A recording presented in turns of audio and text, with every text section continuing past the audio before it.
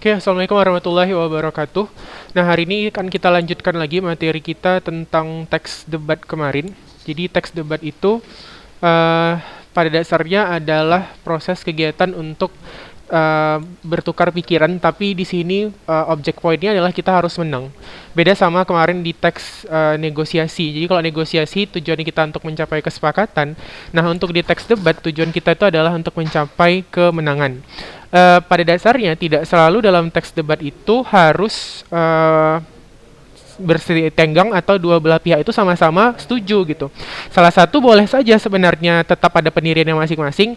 Yang penting proses pemberian argumennya itu yang dinilai. Kembali lagi argumen itu adalah data pendukung.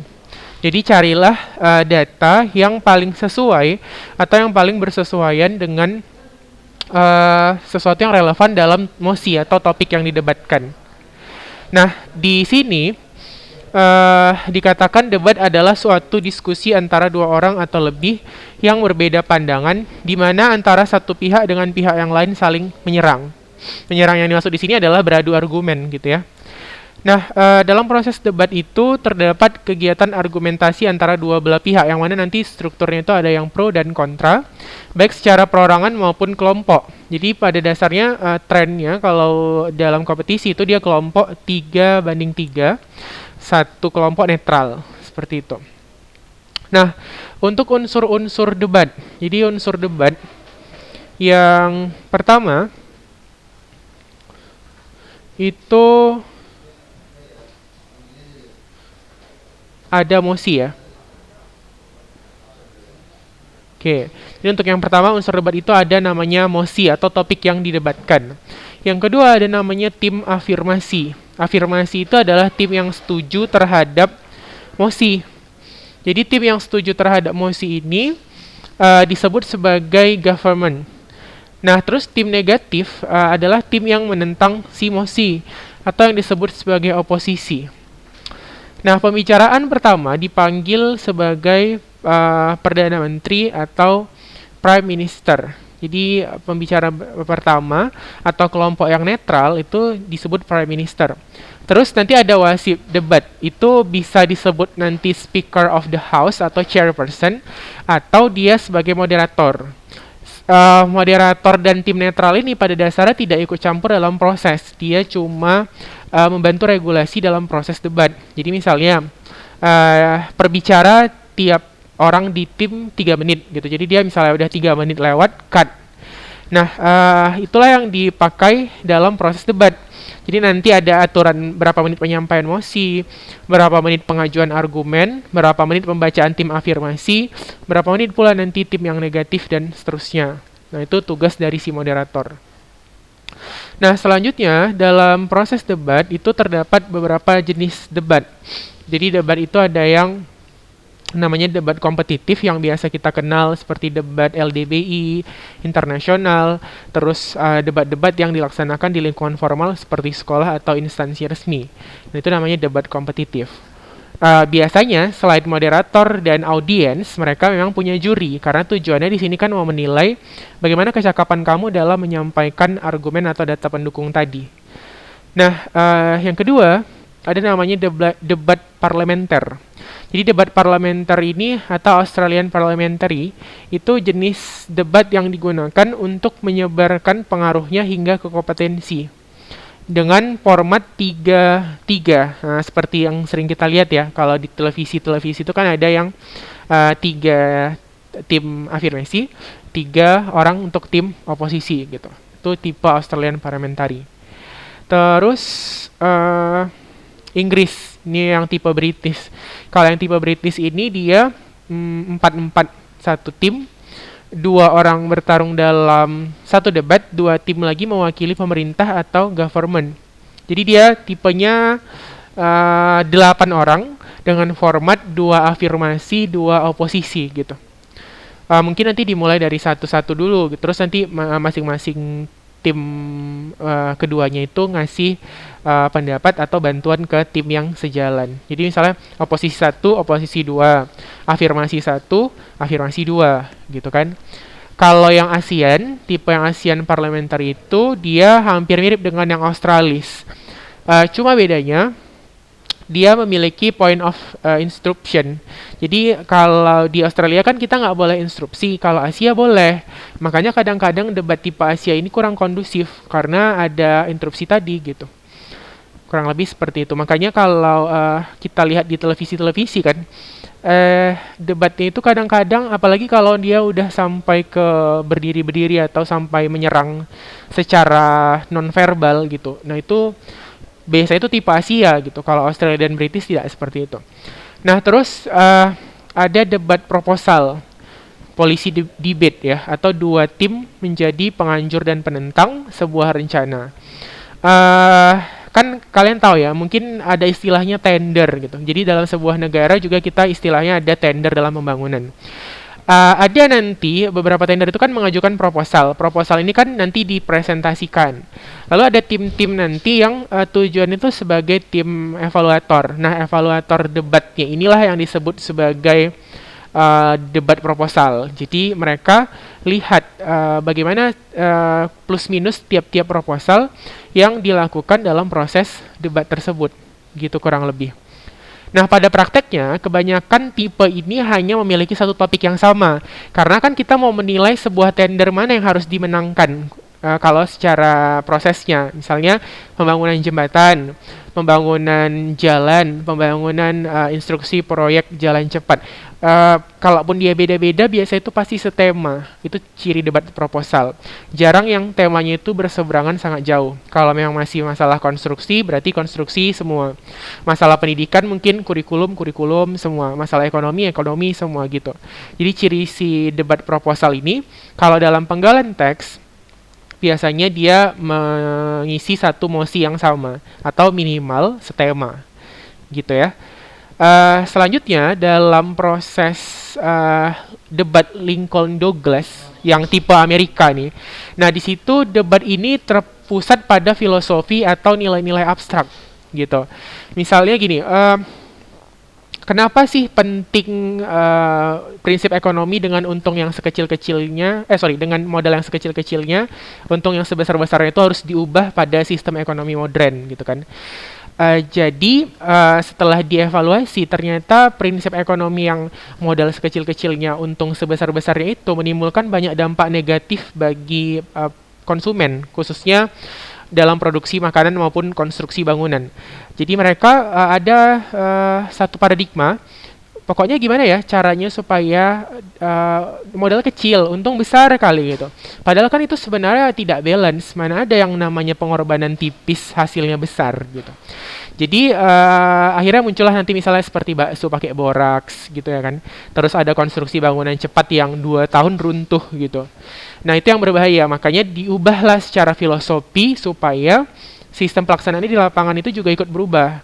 Nah debat yang seperti inilah yang disebut sebagai Lincoln Douglas atau tipe Amerika Serikat.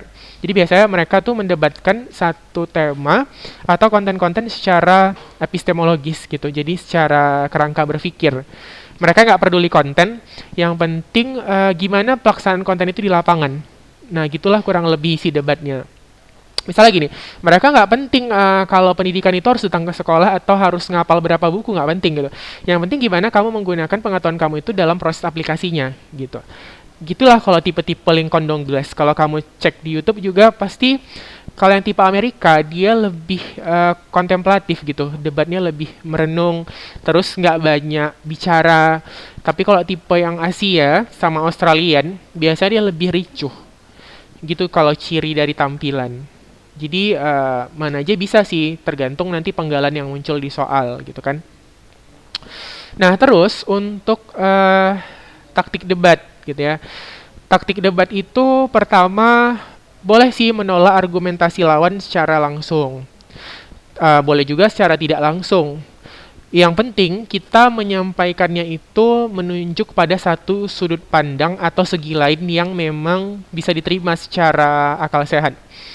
Karena kan gini, cara pandang kita pada sesuatu menyebabkan perbedaan definisi dalam mendefinisikan objek itu gitu kan. Misalnya gini, kamu berdiri di sebuah gambar angka 6. Mungkin kalau dari sisi timur itu angka 6, dari sisi barat bisa jadi angka 9. Nggak ada yang salah sih sebenarnya. Makanya dalam proses debat, penyampaian argumen harus disertai dengan sudut pandang atau dasar acuan. Kamu nggak boleh cuma bilang saya nggak setuju karena rasa saya itu salah, rasa bagaimana maksudnya gitu kan. Jadi harus dilengkapi dengan data pendukung atau minimal referensi yang memang bisa kita jadikan acuan. Nah, selanjutnya mengalihkan pokok pembicaraan pada hal lain. Ini juga satu kompetensi yang wajib ya dan harus kita miliki dalam proses debat. Bukan berarti kita mau melencengkan isi pembicaraan, tapi kan terkadang ada tipe debat itu yang sifatnya spontanitas. Dikasih mosi, tiba-tiba berubah mosinya di tengah-tengah. Kita nggak ada persiapan nih misalnya. Nah, jadi dalam proses kita mencari persiapan itu, boleh juga sekali-sekali kita agak mengalihkan pembicaraan ke topik yang tidak inti gitu. Supaya waktu peralihan itu bisa kita pakai untuk mempersiapkan topik yang sedang didebatkan. Lalu mengalihkan pokok-pokok pembicaraan untuk sesaat, untuk dapat mempersiapkan diri dan menyerang secara semu. Menyerang secara semu ini intinya dengan mengkaji ulang pernyataan yang disampaikan oleh pihak lawan. Jadi kita nih nggak ada materi. Ya udah kita dengari dia aja dulu gitu. Nanti hasil apa yang ia sampaikan bisa kita jadikan bahan untuk memberikan feedback. Gitu. Itu taktik-taktik debat. Kalau memang debatnya tanpa persiapan. Tapi kalau ada persiapan biasanya jarang taktik pengalihan itu dipakai gitu. Karena dianggap kurang efektif. Nah, lalu dalam proses berdebat, itu kita mengenal istilah adanya etika atau norma dalam berdebat dan bertanya. Jadi menurut si Mulgrave, seperti yang dikutip dalam Tarigan, semua pembicaraan hendaknya memiliki pengetahuan yang sempurna mengenai pokok pembicaraan. Jadi sebelum kita terjun, minimal ya emosinya itu pahamlah, jelas-jelas gitu kan. Jangan setengah-setengah. Terus ada kompetensi dan kemampuan dalam menganalisis. Karena kadang kan kita tahu isi bacaan, tapi kita tidak bisa menganalisis lebih dalam tentang bagaimana isi bacaan itu. Terus pengertian mengenai prinsip-prinsip argumentasi. Jadi argumentasi itu kembali lagi harus didasarkan pada acuan atau data yang jelas. Minimal hasil penelitian, jurnal, hasil riset gitu kan. Nggak boleh hanya pendapat pribadi atau mungkin pendapat blog, karena blog itu bisa jadi dibuat oleh anak SD, SMP, SMA yang mungkin keabsahannya masih perlu dipertanyakan. Nah, terus apresiasi terhadap kebenaran-kebenaran fakta. Debat memang tujuannya untuk menang, tapi apresiasi terhadap fakta yang diberikan kepada pihak pemenang itu kadang-kadang perlu gitu. Jadi kalau emang dia benar, ya memang harus kita akui dia benar. Jangan kita menolak kebenaran yang sudah ada. Nah, itu justru menjatuhkan kita nanti, gitu kan. Selanjutnya, kecakapan dalam menemukan buah pikiran yang keliru. Jadi dalam proses debat ini kan kadang-kadang ada yang salah ucap, atau memang cara berpikir dia selama ini terhadap suatu definisi itu tidak tepat. Nah, disinilah diperlukannya kecakapan. Selanjutnya, keterampilan dalam pembuktian kesalahan. Ya, keterampilan dalam pembuktian kesalahan. Jadi kalau keterampilan dalam pembuktian kesalahan ini harus disertai dengan data-data dan bukti-bukti yang jelas. Karena kita nggak bisa menyalahkan kalau tidak ada impact yang jelas kita buktikan gitu. Jadi harus ada datanya dulu gitu kan. Selanjutnya, kamu bisa buka bukumu.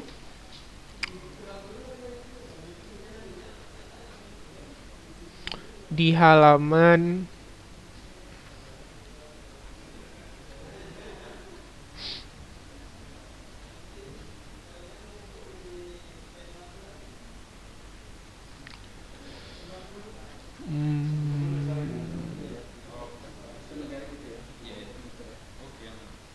nah ini halaman 179. Nah, ini sekaligus kita lihat unsur-unsurnya ya. Nah, jadi tadi kan kita sudah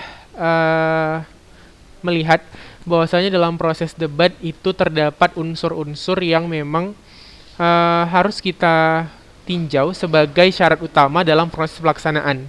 Jadi tadi ada mosi, terus ada tim afirmasi, ya kan? Terus tim oposisi, tim netral, penonton, juri yang dipanggil, moderator, dan penulis. Nah, jadi di sini ada judulnya penyerapan kosakata bahasa asing, bukti ketidakmampuan bahasa Indonesia dalam berinteraksi secara dengan bahasa lain. Nah, di sini moderator tuh harus menyampaikan dulu perkenalan. Jadi struktur itu pertama perkenalan, penyampaian mosi, pembacaan tim afirmasi, penyanggahan tim oposisi, terus debat, baru simpulan. Jadi di sini kalau kita baca, bisa kamu lihat. Selamat siang. Siang ini kita akan mengikuti kegiatan debat antara tim afirmasi dan SMA Pembangunan Jaya. Dari SMA Pembangunan Jaya. Tim oposisi dari SMK Nusantara serta tim netral dari Madrasah Aliyah Al-Ikhlas. Pagi ini, kedua tim akan berdebat tentang penyerapan kosakata bahasa asing, bukti ketidakmampuan bahasa Indonesia dalam interaksi dengan bahasa lain. Sebelum melaksanakan debat, saya akan membacakan tata tertib debat sebagai berikut. Selanjutnya, saya memberikan kesempatan kepada juru bicara setiap tim untuk memperkenalkan diri. Tim afirmasi. Memperkenalkan diri lah mereka kan. Tim oposisi memperkenalkan diri, tim netral memperkenalkan diri. Terus di sini moderatornya bilang lagi. Dewasa ini bahasa Indonesia terus ini kan kayak emosi ya. Bahasa Indonesia terus berkembang dan mulai diakui sebagai bahasa internasional. Mungkin karena pengguna bahasanya yang cukup besar, terus struktur bahasanya yang dibilang sederhana gitu ya. Namun dalam perkembangannya, terbukti bahwa bahasa Indonesia banyak menyerap kosakata asing. Untuk berkembang, bahasa Indonesia sangat bergantung pada bahasa asing. Bahkan, ada yang beranggapan bahwa kosakata bahasa asing masuk ke dalam penggunaan bahasa Indonesia karena ketidakberdayaan bahasa Indonesia dalam interaksi antar bahasa. Anggaplah inilah yang akan kita bahas dalam debat kali ini. Untuk putaran pertama, saya persilahkan secara bergantian tim afirmasi, tim oposisi, dan tim netral untuk menyampaikan pendapatnya. Terus tim afirmasi bilang, saya setuju bahwa kosakata bahasa asing masuk ke dalam penggunaan bahasa Indonesia karena ketidakberdayaan bahasa Indonesia dalam interaksi antar bahasa. Bahasa Indonesia tidak dapat dilepaskan dari bahasa lain, baik dari bahasa daerah maupun bahasa asing.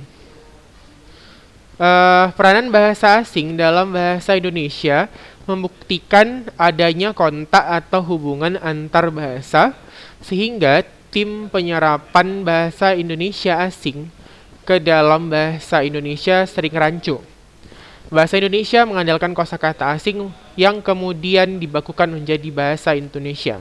Hal tersebut membuktikan bahwa bahasa Indonesia tergantung pada bahasa asing, juga menjadi bukti bahwa bahasa Indonesia sulit untuk dipakai berkomunikasi tanpa bantuan kosakata asing. Dengan masuknya kosakata bahasa asing ke dalam bahasa Indonesia, semakin banyak orang yang mampu berkomunikasi dengan baik sehingga proses transfer ilmu pengetahuan berjalan dengan cepat.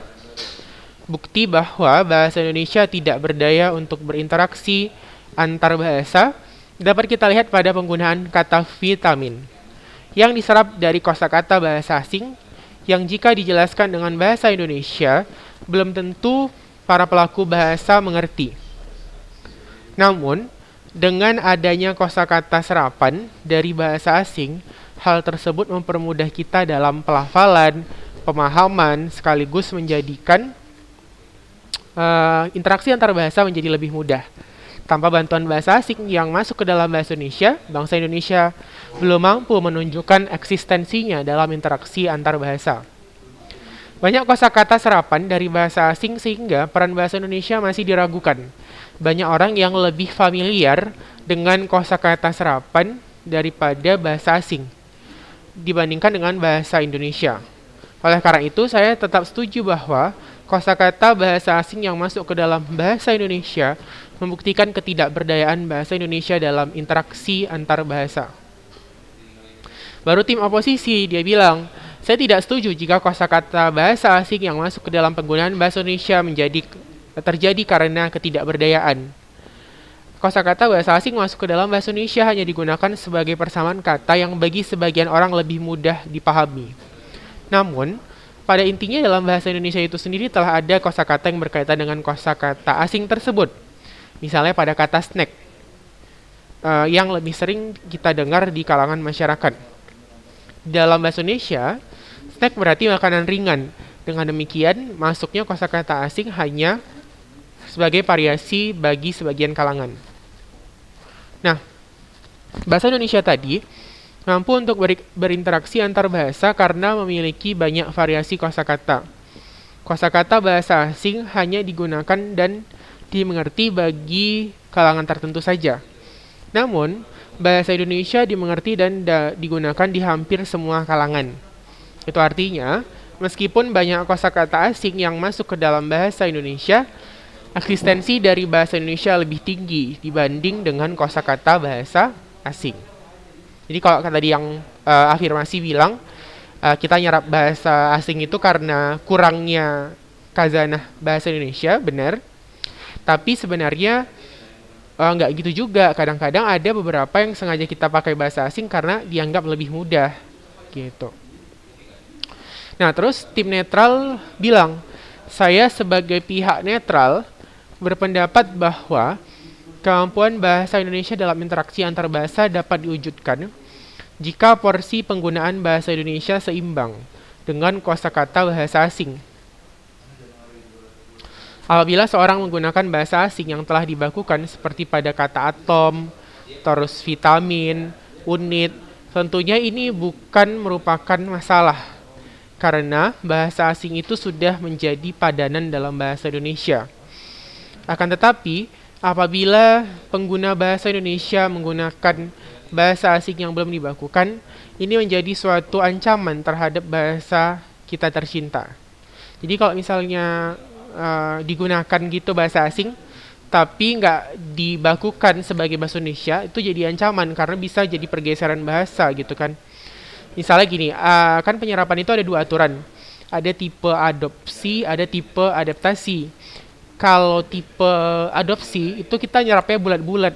Kalau adaptasi dia agak disesuaikan, misalnya communication jadi komunikasi, produce jadi produksi gitu kan.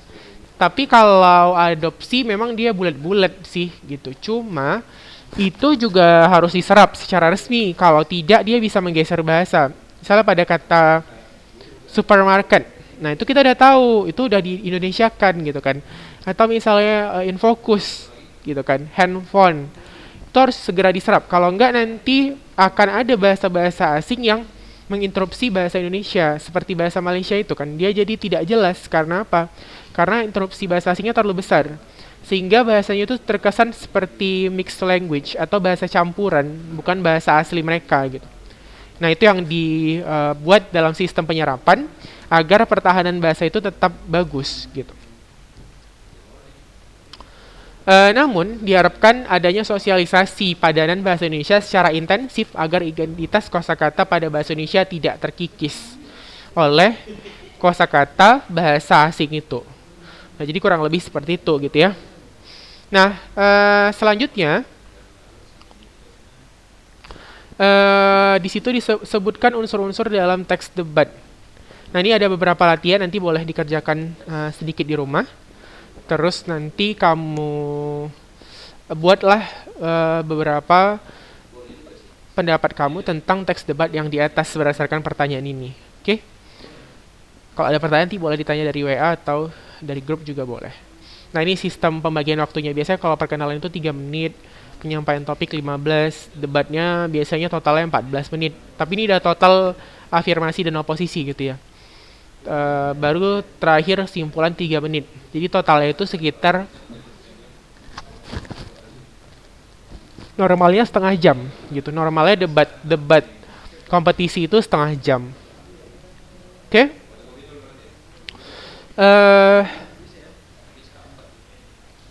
Itu dia terus. Oke. Nah, di PowerPoint tadi, kita kembali ke PowerPoint ya.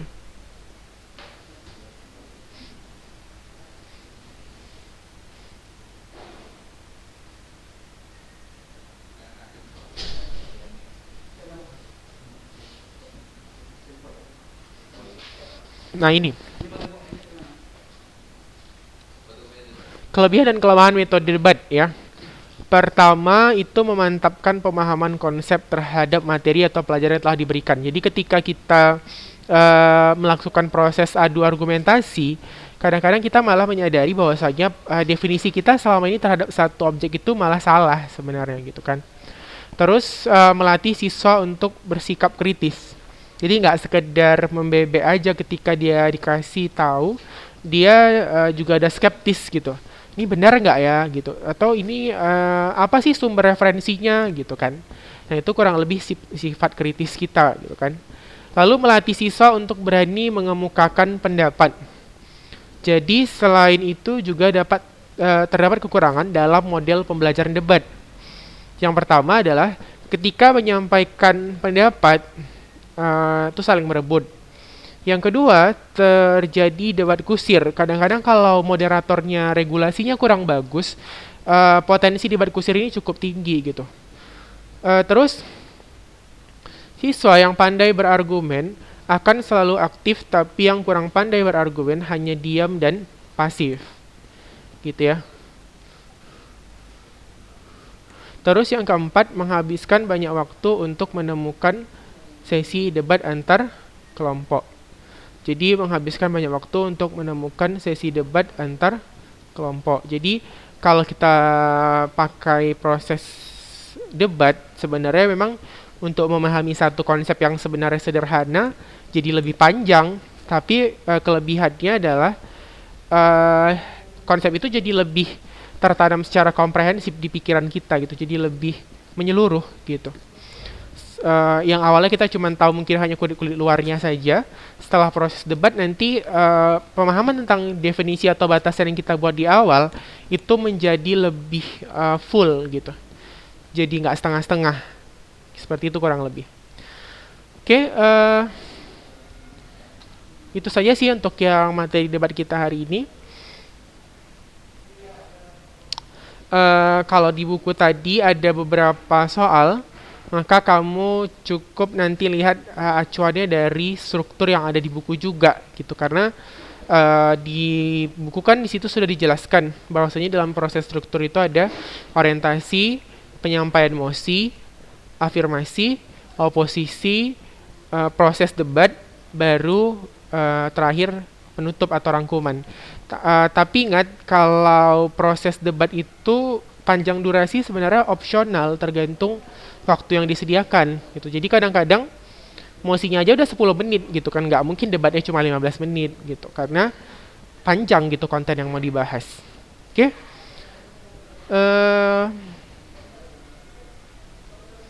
Coba kita kembali ke buku. Nah ini proses merumuskan mosi berdasarkan isu. Jadi mosi debat sama dengan topik dalam sebuah teks. Mosi itu menjadi dasar bagi pihak-pihak yang terlibat debat untuk menentukan sikap.